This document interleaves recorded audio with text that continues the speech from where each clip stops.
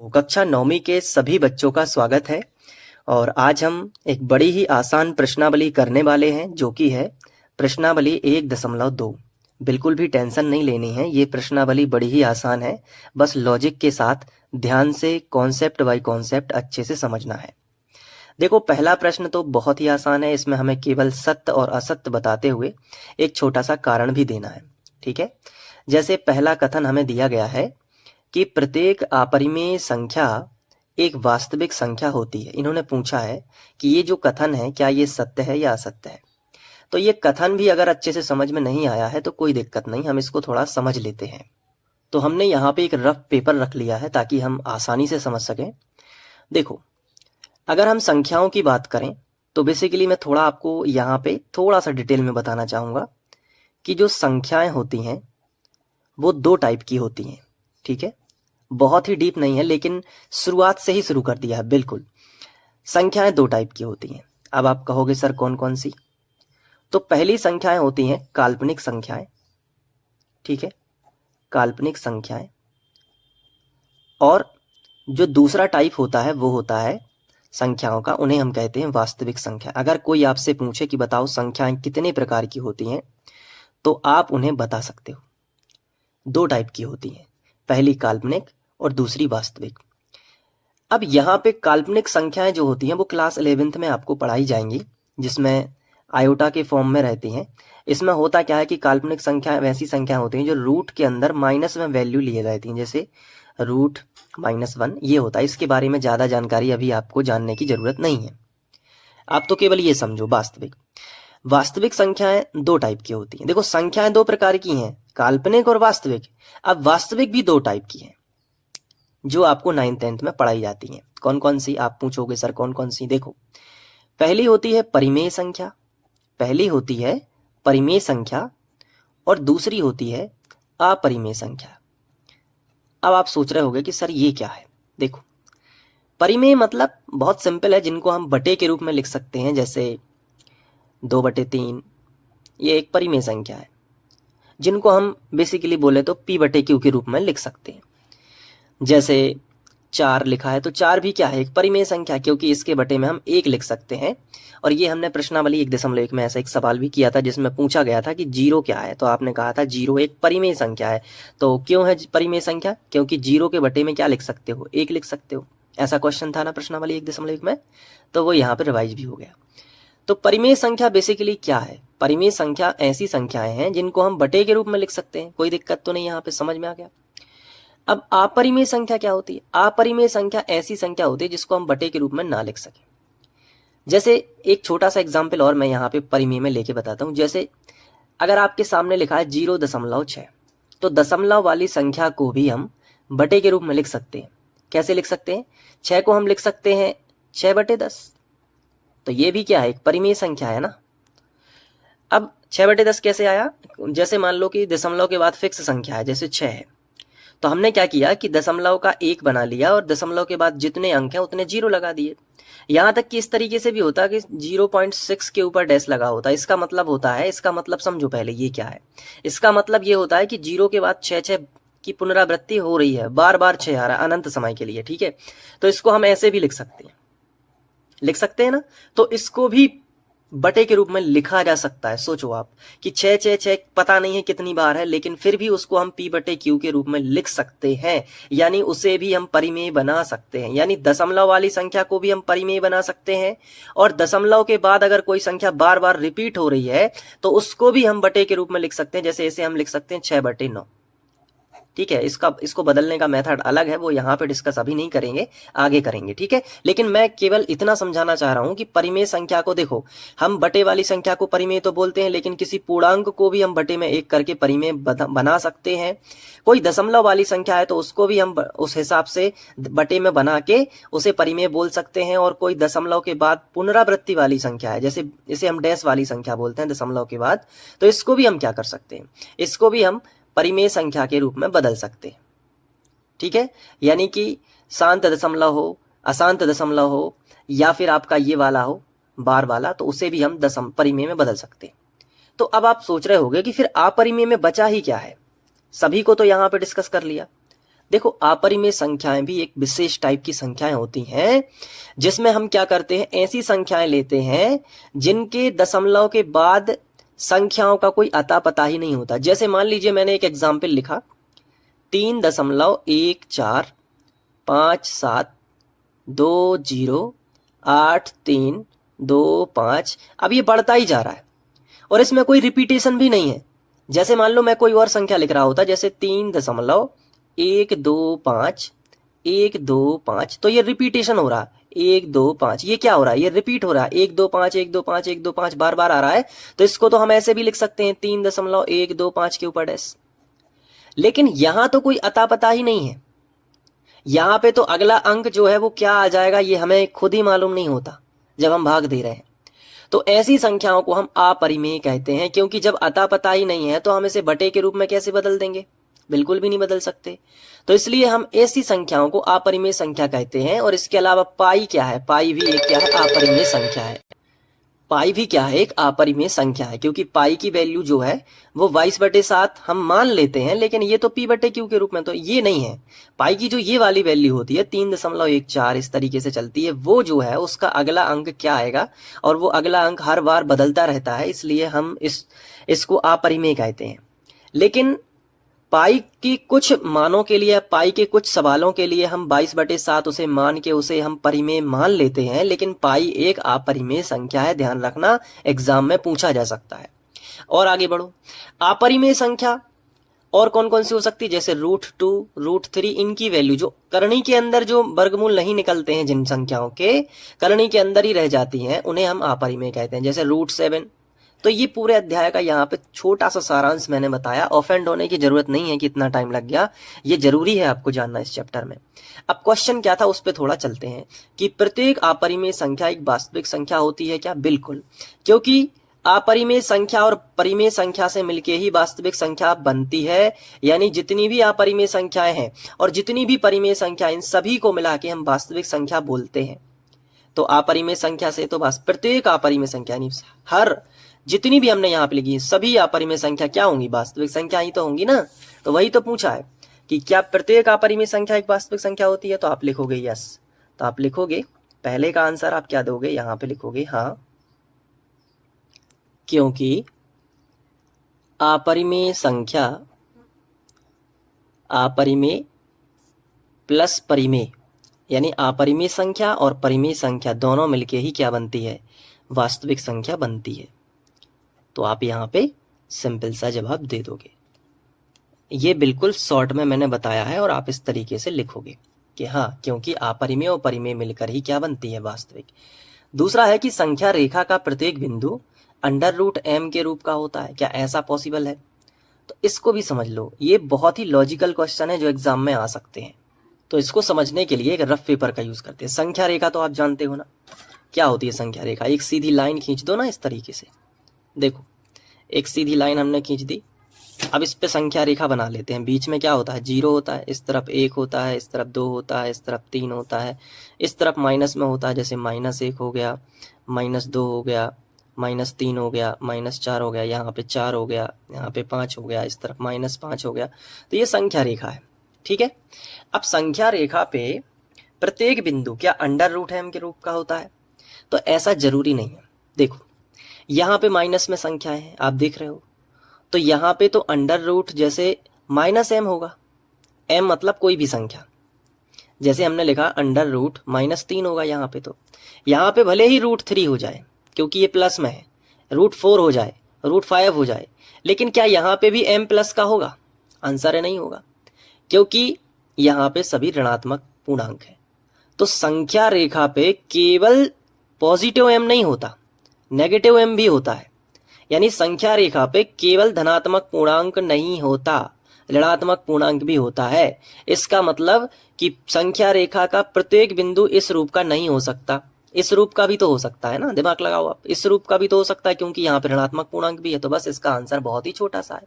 तो आप इसका उत्तर सिंपल सा लिखोगे कि संख्या रेखा पे, पहले तो आप लिखोगे नहीं, यह असत्य कथन है, आप लिखोगे असत्य बात है, असत्य है। अच्छा, असत्य क्यों है? तो आप लिखोगे क्योंकि संख्या रेखा पर ऋणात्मक पूर्णांक भी होते हैं। संख्या रेखा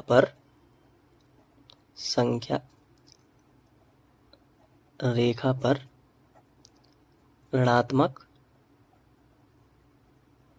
पूर्णांक भी होते हैं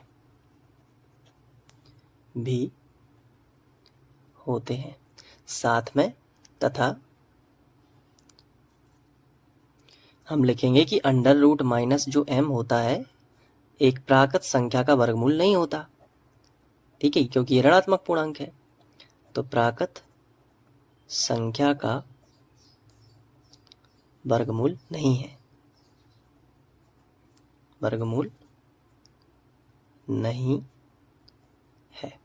तो ये जो तरीका है आप इस तरीके से लिख सकते हो। आगे लिखा है कि प्रत्येक वास्तविक संख्या एक अपरिमेय संख्या होती है। क्या ये सही बात है कि प्रत्येक वास्तविक संख्या? तो देखो, वास्तविक संख्या मैंने अभी आपको क्या समझाया, मैं उस चीज को फिर से दोहराना चाहूंगा। यहाँ पे देख लीजिए, यहाँ पे पूछा है कि प्रत्येक वास्तविक संख्या, पहले क्वेश्चन पढ़ लो, प्रत्येक वास्तविक संख्या एक अपरिमेय संख्या होती है। तो क्या प्रत्येक वास्तविक संख्या अपरिमेय होगी? नहीं, क्योंकि वास्तविक संख्या में तो परिमेय भी होती है। अब जैसे मैंने आपसे पूछ लिया कि 4 है, तो 4 क्या है? एक वास्तविक संख्या है। तो क्या ये अपरिमेय है? आप कहोगे नहीं, ये तो परिमेय है, लेकिन 4 वास्तविक भी तो है। तो जरूरी नहीं है कि हर वास्तविक संख्या अपरिमेय हो, लेकिन ये जरूरी है कि हर अपरिमेय संख्या वास्तविक संख्या ही कहलाएगी, क्योंकि अपरिमेय से जो कुछ भी है वो एक वास्तविक संख्या की ही शाखा है। लेकिन अगर उल्टा पूछ लिया, जैसे अभी तीसरे में पूछा है कि क्या प्रत्येक वास्तविक संख्या अपरिमेय होगी, तो नहीं बोलोगे, क्योंकि वास्तविक संख्या तो 4 भी है, 0 भी है, 2/3 भी है, ये तो वास्तविक संख्या है। तो क्या सभी वास्तविक संख्याओं को अपरिमेय बोलने लगोगे? नहीं, क्योंकि 4 क्या है? 4 वास्तविक संख्या है। क्या अपरिमेय है? नहीं, ये तो परिमेय है। तो वास्तविक संख्या के पास ऑप्शन है कि वो परिमेय भी हो सकती है और अपरिमेय भी हो सकती है, जरूरी नहीं है कि केवल अपरिमेय हो। तो ये कथन आप अच्छे से समझ गए होंगे कि प्रत्येक वास्तविक संख्या एक अपरिमेय संख्या होती है, ऐसा जरूरी नहीं है। तो आप लिखोगे नहीं, यह कथन क्या है? असत्य है। आप ऐसे भी लिख सकते हो कि असत्य, क्योंकि आप इसका सीधा सा रीजन दे सकते हो, क्योंकि 4 क्या है? क्योंकि 4 एक वास्तविक संख्या है, लेकिन अपरिमेय नहीं है। 4 एक वास्तविक संख्या, जो एग्जाम्पल हमें समझ में आते हैं हमें वही लिखना चाहिए, ठीक है, रटना नहीं है। 4 एक वास्तविक संख्या तो है, परंतु अपरिमेय नहीं,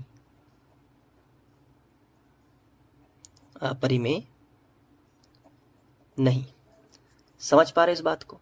तो ऐसी छोटी छोटी चीजें हैं जिन पर आपका ध्यान जाना चाहिए। ये पहला क्वेश्चन हमारा हो गया। बढ़ते हैं दूसरे क्वेश्चन की तरफ। तो दूसरा क्वेश्चन है कि क्या सभी धनात्मक पूर्णांकों के वर्गमूल अपरिमेय होते हैं? यदि नहीं तो एक ऐसी संख्या का वर्गमूल का उदाहरण दीजिए जो एक परिमेय है।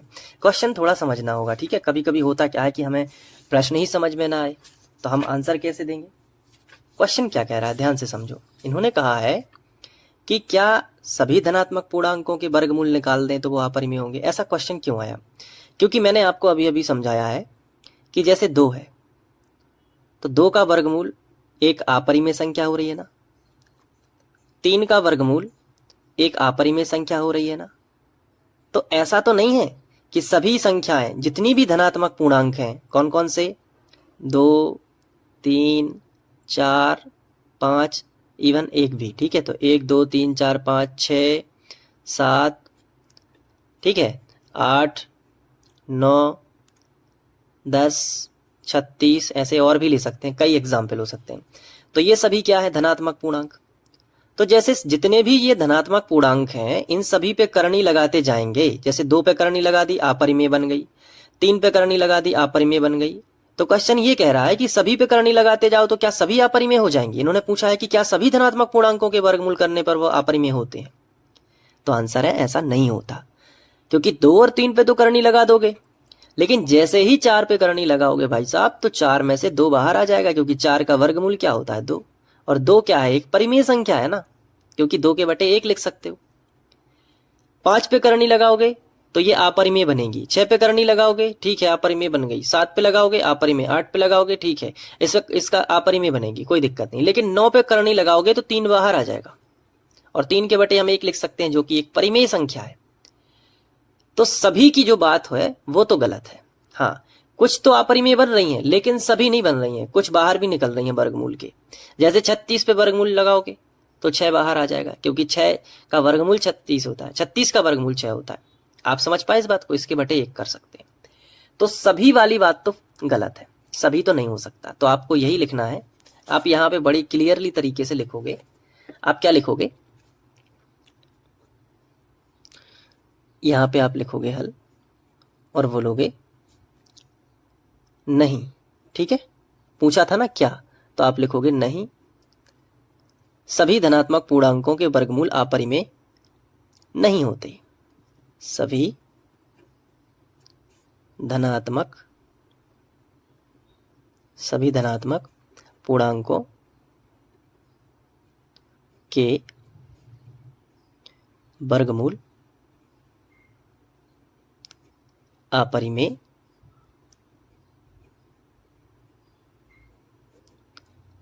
अपरिमेय के बाद क्या लिखोगे? नहीं होते हैं। ऐसा नहीं है। जैसे उदाहरण से समझाना है ना, तो उदाहरण 4 का वर्गमूल √4 बराबर 2 होता है, जो कि एक क्या है? जो कि एक परिमेय संख्या है। जो कि क्या है? एक परिमेय संख्या है। तो देखो ये चीज भी समझ में आ गई कि 4 का वर्गमूल देखो कितना होता है? 2 होता है, जो कि एक परिमेय संख्या है। तो जरूरी नहीं है कि करनी लग जाए तो उसे अपरिमेय बोलने लगो, नहीं, उसका वर्गमूल निकलता है तो वो बाहर आ जाएगी और वो परिमेय हो जाएगी, ठीक है। जिसका वर्गमूल नहीं निकलता उसे अपरिमेय बोलोगे, जिसका निकल आता है उसे काय को बोलोगे, ठीक है। ये चीज है। अब तीसरे क्वेश्चन की ओर चलते हैं। अब एक बहुत ही सिंपल सा क्वेश्चन है कि दिखाइए कि संख्या रेखा पर √5 को किस प्रकार निरूपित किया जा सकता है। काफी आसान और बहुत अच्छा क्वेश्चन है, ऐसा नहीं है कि कठिन है। √5 को हम कैसे दिखा सकते हैं, तो इसको समझने से पहले एक दो बातें आपको अच्छे से समझना पड़ेंगी। पहली बात तो आपको पता होना चाहिए कि पाइथागोरस और समकोण त्रिभुज क्या होता है। समकोण त्रिभुज एक ऐसा त्रिभुज होता है जिसमें एक कोण 90 अंश का होता है। ये जरूरी है समझना, नहीं तो ये बाकी चीजें आपको हो सकता है समझ में ना आए। तो थोड़ा सा देख लीजिए। ये एक समकोण त्रिभुज मैंने बनाया। समकोण त्रिभुज में क्या बताना कमेंट करके किस किस को पता था। ये समकोण त्रिभुज है जिसमें आपको यहाँ पे एक कोण 90 अंश का होगा ही होगा, ठीक है। और बाकी के 2 कोण न्यून कोण होते हैं, कुछ भी हो सकते हैं, 90 से कम ही रहेंगे। यहाँ पे हम नाम दे देते हैं ए, यहाँ पे जहाँ पे ये 90 बना है यहाँ हम बी नाम दे देते हैं, ठीक है। और ये हो गया सी। तो अब आपको एक चीज ध्यान देनी है कि समकोण के सामने की जो भुजा होती है उसे हम कर्ण कहते हैं। और अगर यहाँ पे हम मान लेते हैं कि थीटा है, ये थीटा आपको ज्यादा दिमाग नहीं लगाना, अभी 10th में है, बस मान लो कि यहाँ पे थीटा है तो ये लंब कहलाता है। थीटा के सामने की भुजा जो है वो लंब कहलाती है, और ये जो है ये आधार कहलाता है, ठीक है। कभी कभी आधार यहाँ भी हो जाता है, अगर थीटा यहाँ होता तो थीटा के सामने की भुजा लंब यहाँ हो जाती, ठीक है। तो वो चीजें रहती। अब ये एक समकोण त्रिभुज है। अब समकोण त्रिभुज में रिलेटेड एक प्रमेय याद रखना है कि कर्ण का वर्ग हमेशा कर्ण का वर्ग बराबर होता है लंब के वर्ग और प्लस आधार के वर्ग के बराबर। ये चीज आपको ध्यान रखनी है, ठीक है। ऐसा याद कर लो कि कर्ण का वर्ग बराबर लंब का वर्ग धन आधार का वर्ग। ये आधार लिखा है तो आधार का वर्ग। अब इसमें जैसे मान लो कि कर्णी 5 खींचना है, क्वेश्चन कह रहा है कि कर्णी 5 खींचो, तो वो कैसे खींचेगा। अगर हम आधार 1 सेंटीमीटर खींच लें, देखो इतना तो आपको पता चल गया। अब इसका स्क्रीनशॉट भी ले सकते हो ये चीज का, बाकी मैं आपको अब दिखा देता हूँ। देखो अगर मैं यहाँ पे एक सीधी लाइन खींच दूं, ये देख लो मैंने एक सीधी लाइन खींच दी, ठीक है। अब इस सीधी लाइन में मैंने यहाँ पे मान लिया कि ये 0 है। संख्या रेखा पे आप समझते होगे ना, यहाँ पे 1 और यहाँ पे बराबर बराबर अंतर दे दिया। यहाँ पे मान लिया कि ये 1 है, इसको थोड़ा ऊपर खिसका लेते हैं। ये यहाँ से यहाँ तक मान लिया कि ये 1 सेंटीमीटर है, और यहाँ से यहाँ तक मान लिया कि ये 2 सेंटीमीटर है, और इस तरीके से ये 3 बराबर बराबर नाप लिया। तो ये चीज़ हमने कर दी। अब हमें बहुत ही ध्यान से एक चीज़ और समझनी है कि जितना हमने यहाँ लिया उतनी ही यहाँ पे हम ले लेते हैं स्केल से नाप के। चूंकि मेरे इसमें ग्राफ बना है बैकग्राउंड में तो मुझे दिख रहा है। तो ये यहाँ से यहाँ तक की दूरी कितनी है, मान लेते हैं कि 1 सेंटीमीटर है, और यहाँ से यहाँ तक की ये जो ऊंचाई है ये भी क्या है, 1 सेंटीमीटर की ही है, ये हमने माना। तो कर्ण कितने सेंटीमीटर का होगा ये आपको बताना है।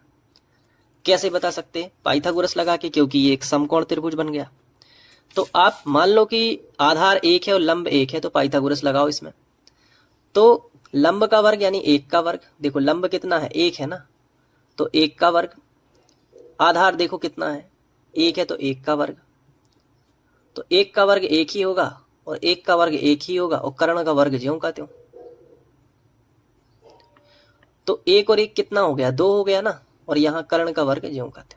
तो अगर हमें कर्ण चाहिए तो वर्ग का इस तरफ ले आएंगे तो वर्गमूल हो जाएगा। तो कर्ण अगर हमें चाहिए है तो वर्ग हटेगा तो वर्गमूल, तो इधर आ जाएगा √2। ये देख लो आप, आ गया कि नहीं। तो कर्ण कितना आ गया, कर्ण आ गया √2। ये समझो आप बात, ये आ गया √2। लेकिन हमें तो √5 चाहिए, तो फिर से हम इस पे एक लंब खींचेंगे। अब लंब कैसे खींच सकते हैं, यहाँ तो सीधी लाइन ग्राफ से दिख रही थी, या आप चांदा रख के 90 डिग्री भी बना सकते थे। लेकिन अब लंब खींचने के लिए मुझे चांदे की जरूरत पड़ेगी। तो ये आधार मानते हुए 90 डिग्री कैसे खींचोगे, तो वो देख लो। इधर ये जो आपको ये दिख रहा है ना क्रॉसिंग पॉइंट, इधर का और इधर का, यहाँ इसको और इस पॉइंट को मिलाते हैं, और आधार को भी मिलाना, ये आधार और ये त्रिभुज वाला आधार, इसको मिलाते हैं। तो ये मिला दिया। अब 90 डिग्री का जो है इधर कहीं दिख रहा होगा, ये देखो 90 अंश है, तो इसी सीध में लंब होगा। तो हम स्केल तो रख लेंगे इसी सीध में, ये हम स्केल रखेंगे इसी सीध में, लेकिन हम पूरी लाइन नहीं मिलाएंगे, क्योंकि हमें भी पता है कि हमें 1 सेंटीमीटर की दूरी ही लेनी है। तो अब 1 सेंटीमीटर हम स्केल से नापेंगे, जितना मतलब जितनी दूरी ये है उतनी ही लेनी है। तो हम इसको देख लेते हैं कि कितनी थी, करीबन 2 सेंटीमीटर के बराबर थी रियल स्केल से। तो हम 2 ही लेंगे यहाँ पे, उसको 1 मान लेंगे, ठीक है। तो कोई दिक्कत नहीं है, मतलब बराबर बराबर माप ही लेना है, कोई अपने मन से नहीं लेना है। तो ये हमने पहले तो 90 डिग्री वाले बिंदु से मिला दिया। अब यहाँ से हम थोड़ा सा इसको आगे खिसका लेते हैं, ये देख लो, और ये 2 सेंटीमीटर यहाँ से ये ले लेते हैं, ये देख लो। तो ये हमारा जो मापना था, इतना गैप हम उसे 1 मान रहे थे, तो ये भी इतना ही गैप है, इसे भी हम क्या मानेंगे, 1 सेंटीमीटर ही तो मानेंगे, ठीक है। मानने के लिए मान रहे हैं, हालांकि रियल स्केल से ये 2 सेंटीमीटर है, बट 1 सेंटीमीटर का बनाता तो शायद आपको दिखता नहीं। तो अब ये √2 है, ये 90 डिग्री है, तो ये क्या हो जाएगा, कर्ण हो जाएगा। तो इसको भी हम मिला देते हैं, तो ये कर्ण बन जाएगा, इसको हमने मिला दिया, ठीक है। तो अब एक और नया त्रिभुज बन गया, ए और ये वाला, ये 3 शीर्षों से। तो इस पे पाइथागोरस लगाओगे, तो कैसे लगाओगे, देखो मैं आपको बताता हूं कैसे पाइथागोरस आप लगा सकते हो। ये एक यहाँ पे है, तो ये लंब हो गया और ये आधार हो गया, तो ये कर्ण है। तो कर्ण की वैल्यू कैसे आएगी, ठीक है। यहाँ पे हम नाम भी दे सकते हैं, बट मैं नाम नहीं दे रहा हूँ। ये कर्ण है, हमें सीधा सीधा दिख रहा है, क्योंकि समकोण के सामने की भुजा कर्ण होती है, तो ये कर्ण है, और ये लंब है, और ये क्या है, आधार है। तो कर्ण बराबर लंब कितना है, √2 का स्क्वायर, लंब का वर्ग, धन आधार कितना है, 1, तो 1 का स्क्वायर।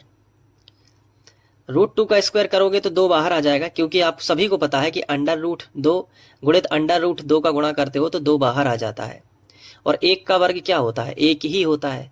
तो 2 और 1 कितना हो जाएगा, 3 हो जाएगा। तो इस चीज को समझना पड़ेगा कि ये क्या आ गया अपना, 2 का वर्ग 2, और ये आ गया 1, तो कितना हो गया, 2 और 1 कितना हो गया, 3। तो कर्ण जो है वो कितना हो गया, कर्ण का वर्ग बराबर 3, तो कर्ण कितना आ जाएगा, √3, ये कर्ण आ गया √3। तो ये वैल्यू कितनी मिली, √3। ऐसे ऐसे करके हम बढ़ाते चलेंगे। अब √3 हमें मिल गया, अब फिर से हम इस पॉइंट से 90 डिग्री खींचेंगे। तो देखो ये पूरा बेस मैं जो बता रहा हूं बिल्कुल बेसिक मेथड है, इसमें आपको कुछ भी रटना नहीं होगा। अब 90 डिग्री मिला दो, ये है, ठीक है। तो अब ये लंब है, अब इस पे हम फिर से लंब खींच देंगे, यानी सीधा स्केल से मिलाते हुए, ये देखो हमने इस तरीके से मिलाते हुए, हमें 2 सेंटीमीटर का लेना है ताकि हम बराबर ले सकें। तो मिलाते हुए हम 6 से 4 की तरफ ये खींच लेंगे, ये 4 है, ये देखो। तो ये √3 है, और ये फिर से 1 सेंटीमीटर मान लेते हैं, ठीक है। तो ये देखो और आप करोगे तो आपको बहुत आसान लगेगा, ऐसा भी नहीं है कि कठिन है। मैं बिल्कुल बेसिक से बता रहा हूँ कि √5 आता कैसे है, ठीक है। नहीं तो आप चौंक जाओगे सर इतनी सारी मेथड है, डायरेक्ट भी हो सकता है, ये डायरेक्ट हो सकता है बट आपको उतना समझ में नहीं आएगा। ये देखो कि हर √2 वाला आ जाएगा तो भी बनेगा, √3 वाला आ जाएगा तो भी बनेगा, √5 वाला आ जाए एक बार तो मैं बता दूंगा कि कैसे कैसे और भी बन सकते हैं। तो देखो 1 सेंटीमीटर का खींच दिया, फिर से ये यहाँ से यहाँ तक का गैप, जो गैप यहाँ है वही गैप यहाँ होना चाहिए। अब वो कितने भी सेंटीमीटर का हो ये मैटर नहीं करता। तो √3 और √1 का फिर से पाइथागोरस लगाओगे तो यहाँ पे एटलीस्ट आपको एंड में क्या मिलेगा, यहाँ पे आपको मिल जाएगा √5। ये जो मिलेगा √5 मिलेगा, ये √5 है। अब इसको संख्या रेखा पे दिखाना है तो हम क्या करेंगे, प्रकार खोलेंगे, ठीक है। ये है प्रकार, इसको हम यहाँ पे ये रख देंगे नॉक और यहाँ पे पेंसिल रखेंगे। ये है 5 √5 सेंटीमीटर। तो √5 को अब हम संख्या रेखा पे कट कर देंगे। ये √5 हमने इतना नाप लिया भाई साहब, देखो ये इतना थोड़ा सा ज़्यादा हो गया, इसको सही कर लेते हैं। रुक जाओ 2 मिनट। ये देखो ये सही है। अब ये ले जाके यहाँ पे कट कर दोगे, ठीक है। तो ये थोड़ा सा हमें ध्यान से देखना पड़ेगा, ये ले जाके यहाँ पे क्या कर दोगे, कट कर दोगे, ठीक है। तो ये अप्रोक्सीमेटली क्या होगा, 2 के इस तरफ ही बनेगा, इस तरफ बनेगा। ये जो मैंने ग्राफ जो है बनाया था एक्चुअली, ये थोड़ा सा मैंने जब स्क्रैच किया था तो खींच दिया था, तो आपको यहाँ कहीं कट होगा जब आप रियल में बनाओगे, ठीक है। तो ये कट होगा, ना कि ये वाला, ये नहीं होगा, ठीक है। तो ये जो है, ये जो मान है ये √5 का मान हो जाएगा, ठीक है। ये √5 होगा, 2 के थोड़ा सा आगे कट होगा, ज्यादा भी नहीं, थोड़ा सा। तो ये √5 होगा। अब आप इसको बना के देखिए एक बार √5 को, और जो भी कॉन्सेप्ट समझिए, ठीक है। बनाना आपके ऊपर है, आप इसको अच्छे से बनाओगे, बहुत ही आसान है। अगर आपसे बोल देता कि √2 की वैल्यू बताओ तो क्या करते, √2 की वैल्यू भी आप बना सकते थे। कैसे बना देते, यहां से रख के यहां कट कर देते, ठीक है। और √3 की कोई पूछ लेता तो √3 यहां से नाप के ऐसे, मतलब एक क्रम है। √2 का भी आप बना सकते हो, √3 का भी आप बना सकते हो, √5 का भी बना सकते हो, ये पूरा क्रम रहता है। तो इसमें कोई टेंशन वाली बात नहीं है, क्योंकि आप उदाहरण भी कर सकते हो। आप उदाहरण करके देखना, √2 और √3 का आप खुद बना लोगे। बस कुछ नहीं करना है, जितना लंबाई यहाँ पे लो आप उतनी ही लंबाई यहाँ पे लो एक बार, फिर पाइथागोरस लगाते चलो, लंब खींचते चलो। लंब खींचने के लिए आप क्या करोगे, चांदे का इस्तेमाल करोगे ना। तो सीधा रख दिया चांदा रखते तो बनता ही होगा। तो ये 90 डिग्री रख दिया, फिर ऐसे यहाँ आ गया तो यहाँ पे फिर 90 डिग्री रख दिया, इस तरीके से, ताकि सीधा लंब खींचे। बस इसके लिए चांदा रखते हैं।